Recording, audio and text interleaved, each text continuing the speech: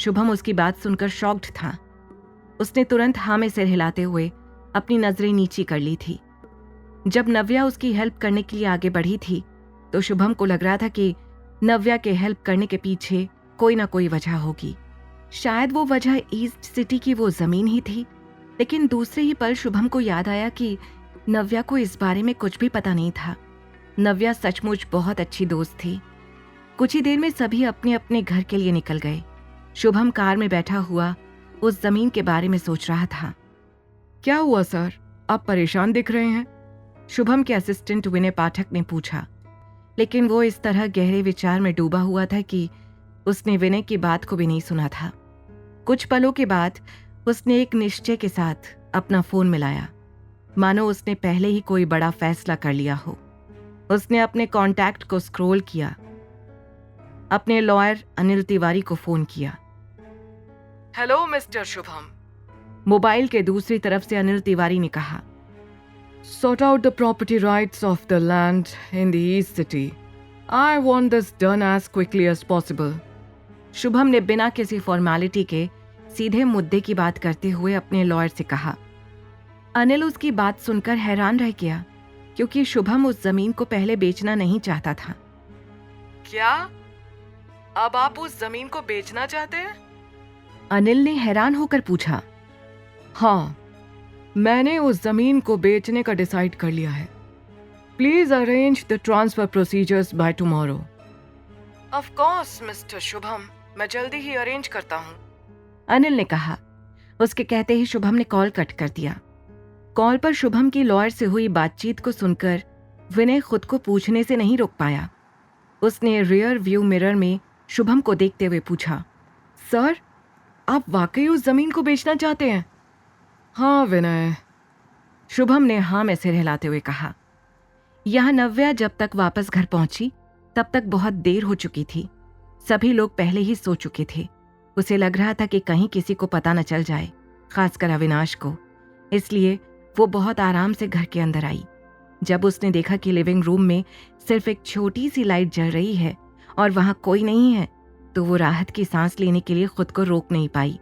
ऐसा लग रहा था कि अविनाश अभी तक घर नहीं आया है। जब वो स्टडी रूम के पास से गुजर रही थी तो उसे ये देखकर राहत मिली कि अविनाश वहां भी नहीं था। कल रात वहां जो कुछ भी हुआ था उसे याद करके नव्या ब्लश करने लगी। नव्या बस अब नहाकर सोने जाना चाहती थी। जल्दी ही वो अपने रूम तक पहुंच गई। वहां पहुंचकर नव्या ने देखा कि दरवाजा खुला हुआ था।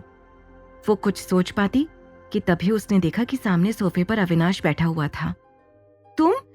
तुम यहां मेरे रूम में क्या कर रहे हो?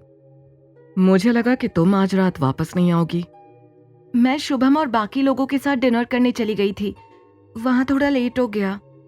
नव्या की बात सुनकर अविनाश ने कुछ भी नहीं कहा। वो बस नव्या को ठंडी नजर से देखे जा रहा था। नव्या ड्रिंक करने के बाद ज्यादा देर तक खड़ी नहीं रह पा रही थी, इसलिए अपनी बात बोलकर जल्दी ही बेड पर आकर टिक गई। उसने अविनाश को अपनी तरफ घूरते हुए देखकर कहा, तुम मुझे ऐसे क्यों घूर रहे हो? I haven't done anything wrong. I went out for a meal with my assistant Sarah and my client. नव्या ने जानबूझकर रोहन का नाम नहीं लिया, लेकिन फिर भी अविनाश उसे घूरे ही जा रहा था। Do you often smell like alcohol after a meal? Avinash की बात सुनते ही नव्या एक पल के लिए घबरा गई। वो समझ गई थी कि अविनाश को पता चल चुका था कि उसने शराब पी हुई है।